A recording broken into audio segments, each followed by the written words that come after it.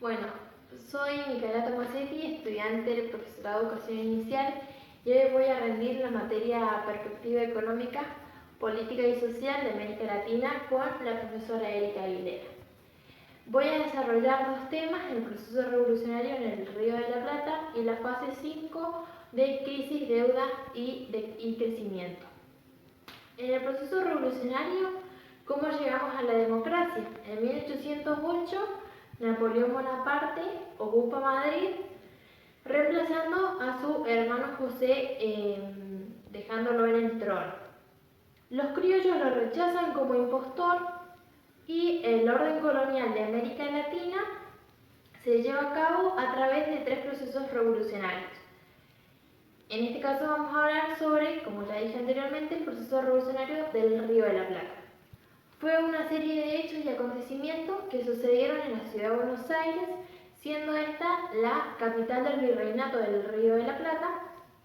Estos hechos sucedieron entre el 18 de mayo de 1810 con la caída oficial de la Junta Suprema Central y terminó el 25 de mayo de ese mismo año con la disolución del mandato del virrey Baltasar Hidalgo de Cisneros.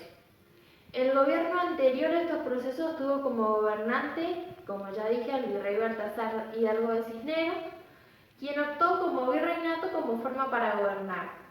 El gobierno resultante estuvo a cargo de la primera junta, quien optó como junta de gobierno como forma para gobernar. En las causas externas tenemos la declaración de la independencia de los Estados Unidos de Gran Bretaña en 1776, que sirvió como ejemplo para que los criollos se dieran cuenta de que una revolución y una independencia en Hispanoamérica se podían llevar a cabo. Otra de las causas externas fueron las ideas liberales que se llevaron a cabo, que se explayaron por toda Europa luego de la Revolución Francesa. Otra de las causas externas también fueron la presión que sentía Inglaterra por romper el monopolio español, ya que España no le dejaba comercializar con otras naciones que no fuera esa nación de España. Y las más determinantes de las causas externas fueron las guerras de Napoleón Bonaparte, quien era francés, queriendo invadir a España, queriendo arrebatarle el trono a Carlos IV y Fernando VII, dejando a su hermano José en el trono.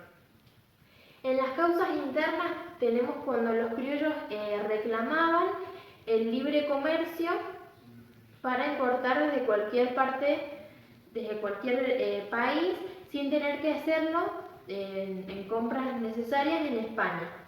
Y otra de las causas internas fueron el importante régimen militar que tuvieron las dos invasiones inglesas de 1806 y 1807. Luego de vencer a uno de los ejércitos más poderosos del mundo, los criollos mostraron todas sus capacidades y también de elegir su propio destino.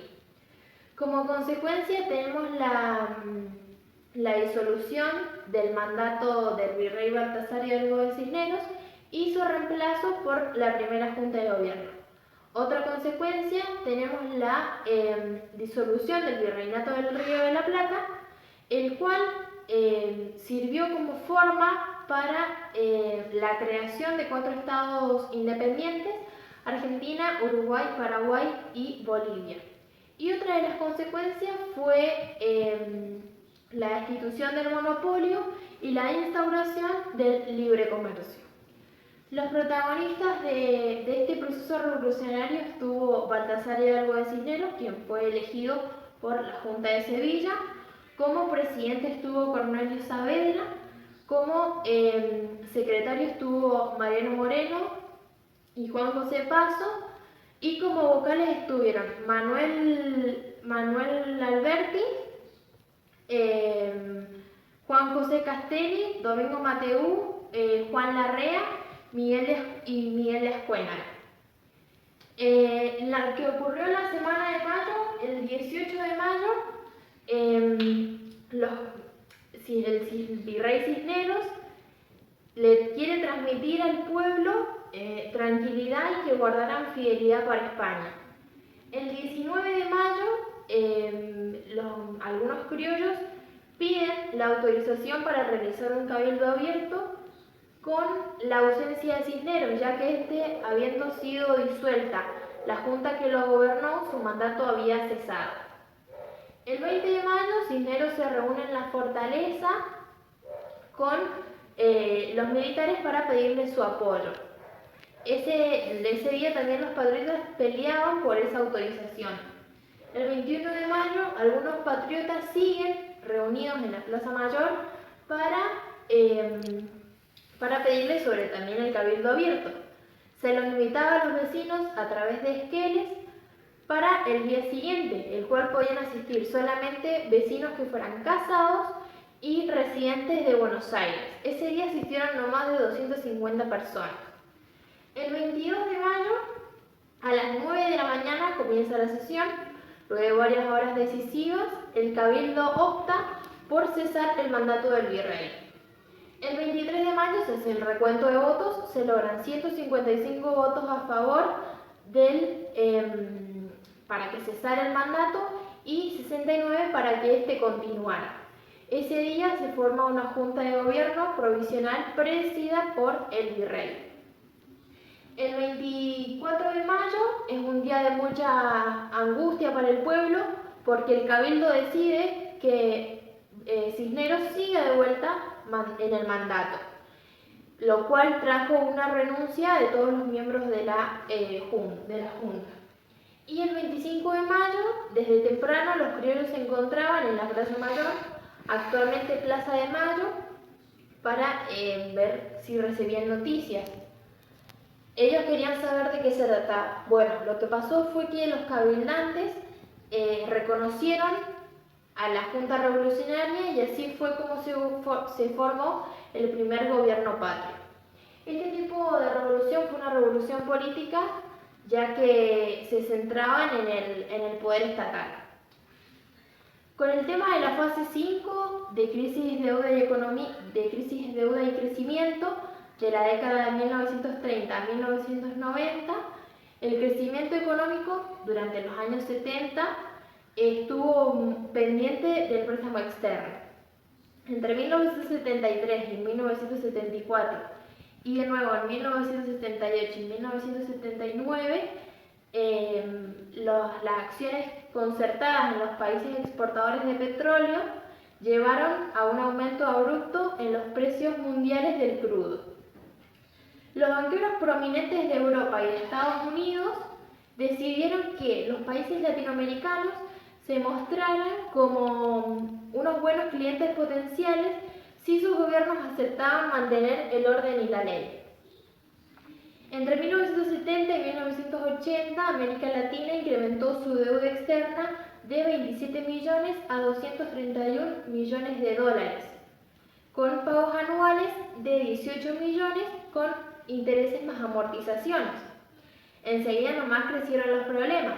Bajaron los precios de las mercaderías, subieron las tasas de intereses y los banqueros se mostraron reacios a la hora de seguir otorgando créditos. Los países de la región implementaron una serie de dificultades para poder cumplir. Para cubrir el pago de los intereses, los principales deudores latinoamericanos, Argentina, Brasil y México, tenían que pagar el equivalente al 5% a su Producto Interior Bruto, lo cual América Latina entró en una crisis que duró una década.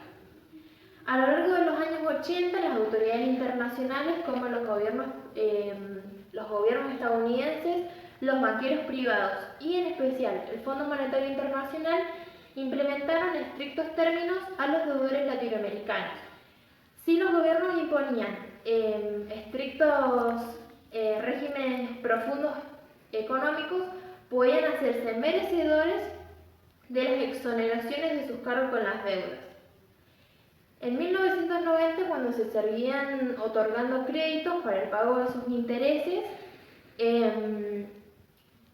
América Latina creció en su deuda externa a 417.500 millones de dólares.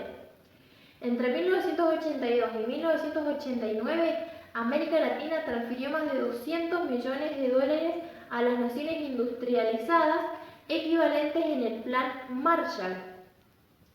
El Producto Interior Bruto descendió en 1981, 1982, 1983, 1988 y 1989 y mostró un descenso acumulativo del 10% en esa década. En este contexto de crisis económica, América Latina sale del autoritarismo, en muchos casos hacia la democracia. Las coaliciones que se allanaban tras los regímenes autoritarios y burocráticos solían ser relativamente frágiles. Un hecho notable en la política latinoamericana durante los años 80 fue el surgimiento de la participación civil, cuando los ciudadanos se empiezan a interesar por sus derechos y les piden a los gobiernos las cuentas. En primer lugar, fue el resultado de la unión de las fuerzas de oposición con el proceso electoral que le clamaba al pueblo las elecciones libres y justas.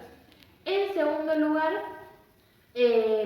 existía un compromiso con el proceso electoral. Como consecuencia de todo esto, por último, aparece un cuadro de presidentes civiles con clase media y con una buena formación. Esto se ve en Argentina, Brasil y Chile.